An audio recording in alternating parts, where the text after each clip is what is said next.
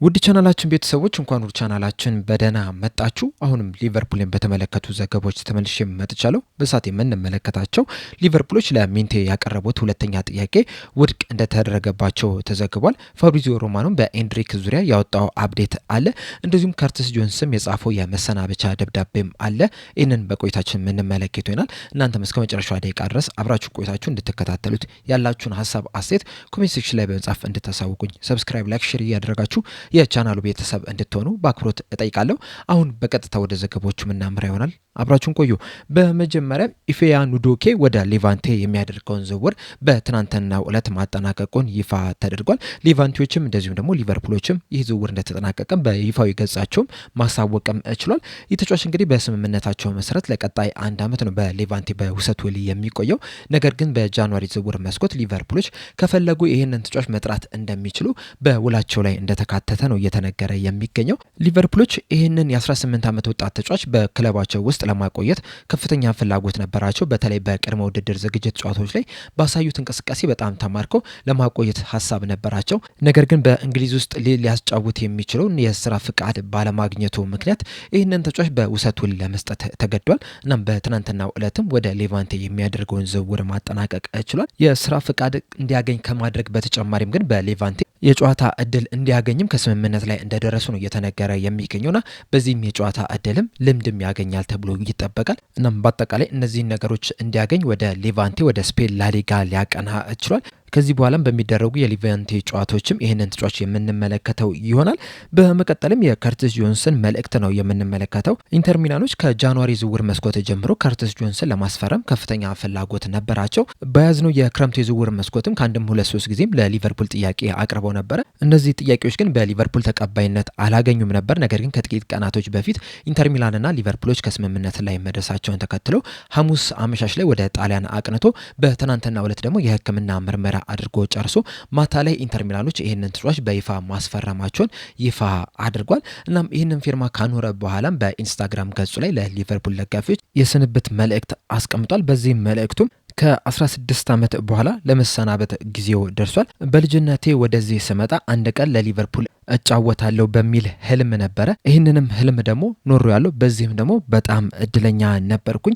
በህይወቴ ይህንን ክለብ ብቻ ነው የማውቀው። ወደዚህ ስመጣ ህፃን ልጅ ነበርኩኝ። አሁን ግን ሰው ሆኜ ትልቅ ሰው ሆኜ ራሴን ቤተሰብ መስርቼ ነው እየወጣው የምገኘው። ይህንን አጠቃላይ ስንመለከት አብዛኛውን የህይወቴን ክፍል በዚህ ክለብ ውስጥ ነበረ ያሳለፍኩትኝ። በዚህም በነበርኩባቸው ጊዜያቶች ብዙ ነገሮች ተፈጥሯል። በሜዳም ከሜዳ ውጭም ብዙ ነገሮችን አሳልፈናል። የመጀመሪያ ጨዋታዬን ተጫውቻለሁ፣ ዋንጫዎችን በልቻለሁ፣ ጥሩ የሚባሉ የማይረሱ ሚሞሪዎችን አሳልፌያለሁ። እንደዚሁም ደግሞ አባትም መሆንም እችያለሁ። አሁን ላይ የአንድ የሴት ልጅ አባት ነኝ። ይህም ደግሞ የበለጠ ስፔሻል ያደርጓል። ምክንያቱም የኔ ታሪክ ብቻ አይደለም፣ አሁን ላይ የቤተሰቤም ታሪክም ጭምር ነው። እንደዚሁም ከአካዳሚ ጀምሮ የማውቃቸውም በእኔ ላይ እምነት እየነበራቸው እዚህ ደረጃ ላይ እንድደርስም ላደረጉኝ ሁላ ከልብ ምስጋናዬን አቀርባለሁ። አንዳንድ ሰዎች አሉ ከልጅነቴ ጀምሮ የማውቃቸው እስካሁን ድረስም በዚህ ክለብ ውስጥ ያሉና እኔ ሳድግ ከልጅነቴ ጀምሮ የተመለከቱኝ ሰዎች አሉ። ለእነዚህም ደግሞ ከልብ ምስጋናዬን አቀርባለሁ።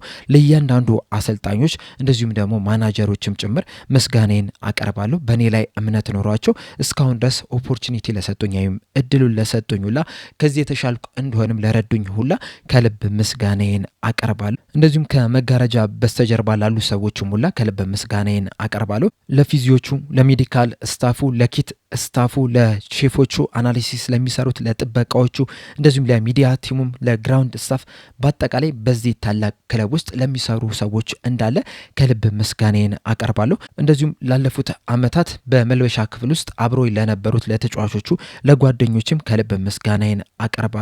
በዚህ ክለብ ምርጥ ከሚባሉ ተጫዋቾች ጋር አብሬ መጮት እችላለሁ። እንደዚሁም ደግሞ ጓደኝነትን ማፍራት እችላለሁ። ለአሁን ብቻም ሳይሆን እስከ መጨረሻም የሚቆይ ጓደኝነትንም ማፍራትም እችላለሁ። እንደዚሁም ለደጋፊዎቹ ምስጋናዬን አቀርባለሁ። ከመጀመሪያዋ ጨዋታ ጀምሮ እስካሁን ድረስ ከጎኔ ለነበሩ ሲያበረታቱኝ ለነበሩ ሁላ ከልብ ምስጋናዬን አቀርባለሁ። ከዚህ በኋላ ከእናንተ መካከል እንዳንዱ ሆኜም እቀጥላለሁ። አሁን ላይ ግን አዲስ ፈተናዎችን የማይበት ጊዜ ደርሷል። ከዚህ በኋላ አዲስ ምዕራፍ በህይወቴ ላይ መክፈት እፈልጋለሁ። ለእኔም ብቻም ሳይሆን ለቤተሰቦችም አዲስ ምዕራፍ የምንገፍትበት ጊዜ ላይ ደርሰናል። ለዚህም ደግሞ በጣም ጓጉቻለሁ። ነገር ግን ደግሞ ሊቨርፑል ሁልጊዜም የኔ አንዱ አካል ነው። ወደዚህ በልጅነቴን የመጣሁትኝ ህልም ኖሮኝ ነበረ የመጣሁትኝ። አሁን ህልሜን ኖሬ ከክለቡ ልወጣ እችላለሁ። እናም ከመጀመሪያዋ ጀምሮ እስካሁን ድረስ ከጎኔ ለነበሩ ለ16 ዓመታትም በዚሁ አብረኝ ለነበሩ ሰዎች ላ ከልብ በመነጨ ምስጋናዬን ማቅረብ እፈልጋለሁ። መቼም አረሳችሁም ዩል ኔቨር ዎክ አሎን የሚል መልእክቱን አስተላልፏል። በጣም ደስ የሚል መልእክት ነው ያስተላለፈው። የተጫዋች እንግዲህ በሊቨርፑል አካዳሚዎች ያለፈ ነበር እዚህ ደረጃ ላይ መድረስ የቻለው። አብዛኛው የሊቨርፑል ደጋፊም እንዲቆይ ይፈልግ ነበረ። ነገር ግን ደግሞ ያለፉትን ጥቂት ዓመታት ከተመለከትን ብዙ የጨዋታ እድል እያገኘ አይደለም የሚገኘው። ቢያገኝም አብዛኞቹን ጨዋታዎች ከተቀያሪ ወንበር እየተነሳ ነበር ሲጫወት የተመለከት ነው። የበለጠ ደግሞ ልቡን የሰበረው የሚመስለኝ ባለፈው ዓመት ነው። በተለይ አሌክሲስ ማካሊስተር የሚሆን ራያን ግራቨንበርግ ደካማ እንቅስቃሴን በሚያሳዩበት ሰዓት ከርቲስ ጆንስ በቋሚነት ሲጠቀሙበት አልተመለከትም። አብዛኛው የሊቨርፑል ደጋፊ በሰዓቱም ደግሞ ከርቲስ ጆንስ በቋሚነት መጀመር አለበት የሚል ጥያቄዎችን ሲያነሳ ነበረ። ነገር ግን አርነ ስሎት ያንን ባለመፈለጋቸው ምክንያት እነ ማካሊስተር በጣም ደካማ የሚባል እንቅስቃሴ እያደረጉ እንኳን ራሱ በቋሚነት ሲያስጀምሯቸው መመልከት ይችለናልና የዛኔ ይመስለኛል ከክለቡ ለመልቀቅም የወሰነው። አሁን ላይ እንግዲህ በስተመጨረሻ ተሳክቶለት ወደ ኢንተር ሚላን ማቅናት ይችላል። እናም እስካሁን ድረስ በሊቨርፑል ላደረገው ነገር ሁላ ምስጋናችንን እያቀረብን ለወደፊቱ ለቀጣይ ደግሞ በኢንተር ሚላን ቤት ጥሩ ነገር እንዲገጥመው እየተመኘን እዚህ ላይ የምንሰናበተው ይሆናል። እናንተ ግን ከርቲስ ጆንስ ወደ ኢንተር ሚላን በመዘዋወሩ ዙሪያ የተሰማችሁን ስሜት እንዳለ ኮሜንት ሴክሽን ላይ በመጻፍ አሳውቁኝ። አሁን በቀጥታ እንግዲህ ወደ ትራንስፈር አፕዴቶቹ ነው የምንገባው። በመጀመሪያም ኤንድሪክን ነው የምንመለከተው። ፋብሪዚዮ ሮማኖ ይዞት በወጣው ዘገባ መሰረት ሊቨርፑሎች ኤንድሪክን በተመለከተ ከሪያል ማድሪድ ጋር ንግግር አድርገው ነበር። በዚህም ንግግራቸው ላይ ሊቨርፑሎች ይህንን ተጫዋች የመግዛት አማራጭ ባለው የውሰት ውል መውሰድ በሚችሉበት ሁኔታ ሪያል ማድሪዶችን አነጋግረው ነበረ።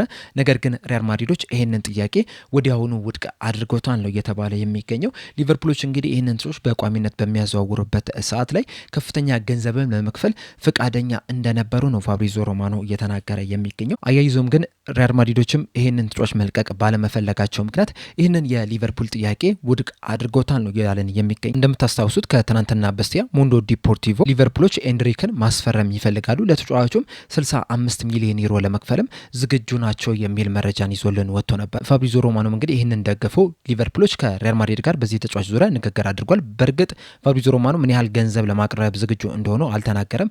ነገር ግን ከሪያል ማድሪድ ጋር ንግግሮችን አድርገው ነበረ። ሪያል ማድሪዶች ግን ይህንን ተጫዋች ለመልቀቅ ባለመፈለጋቸው ምክንያት የሊቨርፑልን ጥያቄ ውድቅ እንዳደረጉ ነው እየተናገረ የሚገኘው። እንደሚታወቀው የዝውውር መስኮቱ ሊዘጋ በጣም ጥቂት ቀናቶች ብቻ ናቸው የቀሩት። በእነዚህ ጥቂት ቀናቶች ውስጥም እንግዲህ ሊቨርፑሎች የክንፍ ተጫዋቾችን ለማስፈረም በጣም ከፍተኛ ጥረት እያደረጉ ነው የሚገኙት። እንደሚታወቀው ቀዳሚ ምርጫቸው ብራድሊ ባርኮላ ነው። ከሱ በተጨማሪም ግን የተለያዩ ተጫዋቾች እየተመለከቱ ነው የሚገኙት። ከነዚህ መካከል ደግሞ አንደኛው የነበረው ኤንድሪክ ነው። ነገር ግን ሪያል ማድሪዶች ይህንን ተጫዋች መልቀቅ አይፈልጉም ነው እየተባለ የሚገኘው። ሌላኛው በዚህ ሰዓት እየተመለከቱት ያለው ተጫዋች ደግሞ ኢብራሂም ኢምባዬ ነው። ነገር ግን በዚህ ሰዓት ፒኤስጂዎች ለዚህ ተጫዋች የፈለጉት ገንዘብ ከፍተኛ በመሆኑ ምክንያት ሊቨርፑሎች እዚህ ተጫዋች ላይ ያላቸውን ፍላጎት ቀንሰዋል ነው እየተባለ የሚገኘው። እዚህ ላይ ግን ሊቨርፑሎች ብቻ አይደሉም ተጫዋቹ ውድ ነው እያሉ የሚገኙት። ሌሎች ትልልቅ ክለቦችም ለዚህ ተጫዋች የተጠየቀው ገንዘብ ትልቅ ነው እያሉ እዚህ ተጫዋች ላይ ያላቸውን ፍላጎት እየተዉ እንደሆነ ነው እየተነገረ የሚገኘው። ታስታውሱ ከሆነ ከጥቂት ሳምንት በፊት ምናልባትም ከሁለት ሳምንት በፊት ባየር ሊቨርኩሰኖች ይህንን ተጫዋች ለማስፈረም እንቅስቃሴ እያደረጉ ነበረ። በሰዓቱም ፒኤስጂዎች ለተጫዋቹ ከ30 እስከ 40 ሚሊዮን ዩሮ ይፈልጋሉ ሲባል ነበረ። ነገር ግን አሁን ላይ ሊቨርፑሎች ይህንን ተጫዋች ለማስፈረም እንቅስቃሴ ማድረጋቸውን ተከትሎ ሂሳባቸውን እንደጨመሩ እናም በዚህ ሰዓት እንግዲህ ለዚህ ተጫዋች 70 ሚሊዮን ዩሮ እንደሚፈልጉ ነው እየተነገረ የሚገኘው። ሊቨርፑሎች ግን ለዚህ ተጫዋች ይህን ያህል ገንዘብ መክፈል እንደማይፈልጉም ተዘግቧል።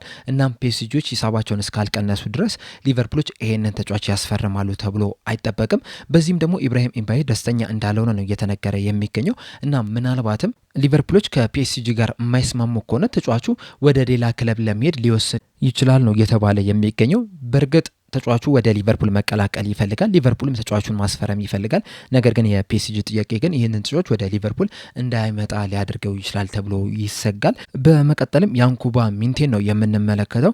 እንደሚታወቀው ከትናንትና በስቲያ ሊቨርፑሎች ይህንን ተጫዋች ለማስፈረም የ50 ሚሊዮን ፓውንድ ጥያቄ ለብራይተን አቅርበው ነበረ።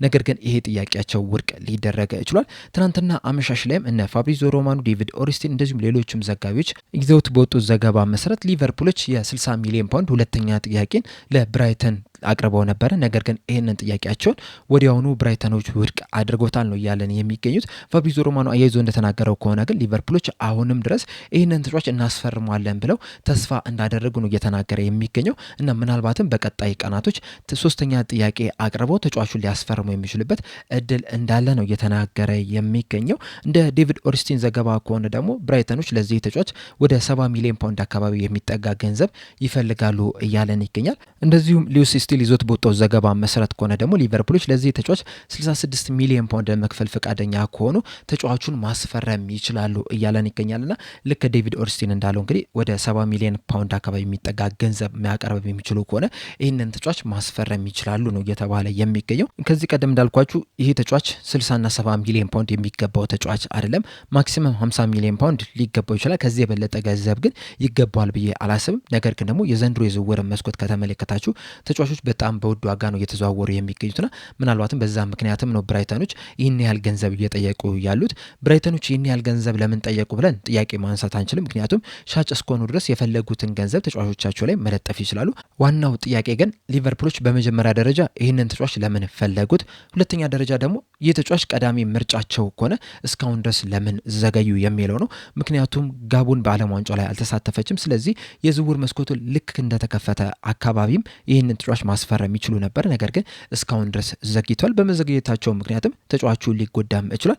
አሁን ላይ ደግሞ ከጉዳቱ አገግሞ ወደ ሜዳ የሚመለሰው ከ8 ሳምንት በኋላ እንደሆነ ነው እየተነገረ የሚገኘው። በእርግጥ ሊቨርፑሎች ይህን ተጫዋች ቢያስፈርሙት 5 ጨዋታዎች ብቻ ናቸው የሚያመልጡት። ምክንያቱም በመሀል የ3 ሳምንት የኢንተርናሽናል ብሬክ አለ። እንደዛም ቢሆንም ግን መጀመሪያ ላይ አስፈርሞት ቢሆን ኖሮ በመጀመሪያ ደረጃ ከአንዶኒ ኢራኦላ የጨዋታ ስታይል ጋር በደንብ ይለማመድ ነበረ፣ ቡድኑን በደንብ ይዋሃድ ነበረ።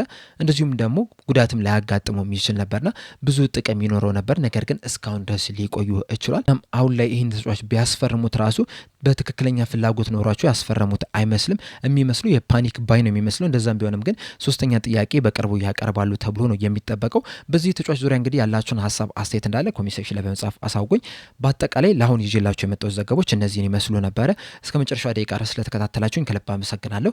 በቀጣይ በሌላ እስከምንገናኝ ድረስ ሰብስክራይብ፣ ላይክ፣ ሼር ማድረግ እንዳትረሱ። ቸር ያቆየን።